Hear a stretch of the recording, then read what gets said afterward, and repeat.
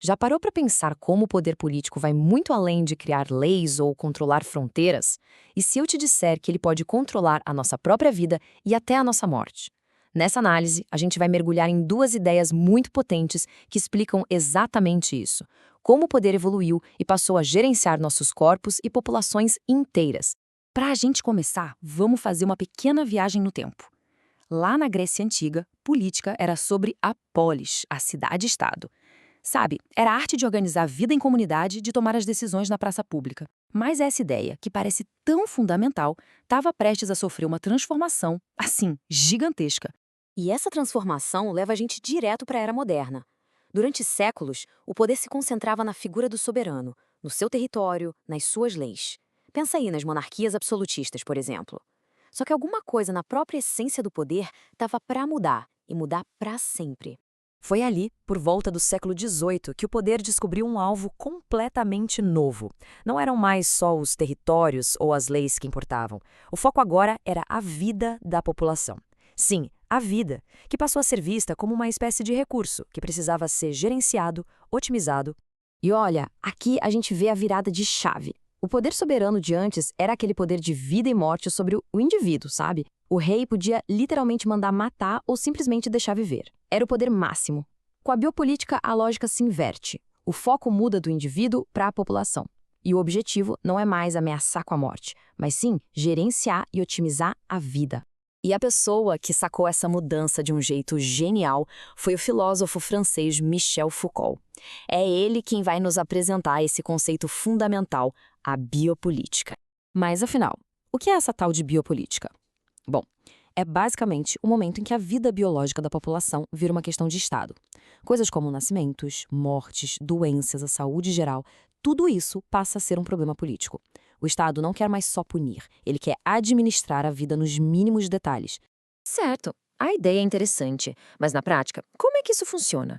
O que exatamente esse novo poder controla no nosso dia a dia? E o alcance é enorme. A biopolítica está na gestão das taxas de natalidade, nas campanhas de vacinação, na definição do que é um comportamento normal. Ela influencia até as formas como a gente vive e como a gente morre.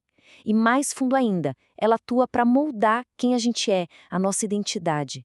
E o mais impressionante é que isso não acontece só com o Estado mandando e a gente obedecendo. Não, esse poder é muito mais sutil. Ele age através de instituições que fazem parte da nossa vida, como a família, a escola, a mídia. Todas elas ajudam a espalhar certos valores e a moldar nossos comportamentos, muitas vezes sem que a gente nem perceba. Mas a discussão não termina com Foucault, não. Anos depois, um outro pensador, Achille Mbembe, olhou para esse conceito de biopolítica e disse: peraí, tá faltando alguma coisa aqui para explicar as violências do mundo de hoje. Para Mbembe, focar só na gestão da vida não dava conta de tudo. A biopolítica, segundo ele, não conseguia explicar as formas mais brutais de violência e controle que a gente vê por aí. Situações em que a morte e não a vida parece ser a principal ferramenta de poder. E para explicar essa realidade, Mbembe nos traz um conceito bem mais sombrio, e que para muita gente descreve melhor a nossa época, a necropolítica. Nas palavras do próprio Mbembe, a ideia é criar mundos de morte. São lugares e situações em que populações inteiras vivem em condições tão precárias que elas acabam ganhando o status de mortos-vivos.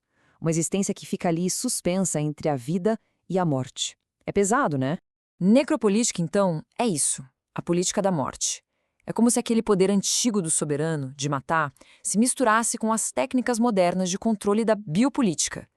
O poder não só gerencia a vida, mas decide ativamente quem pode viver e quem deve morrer.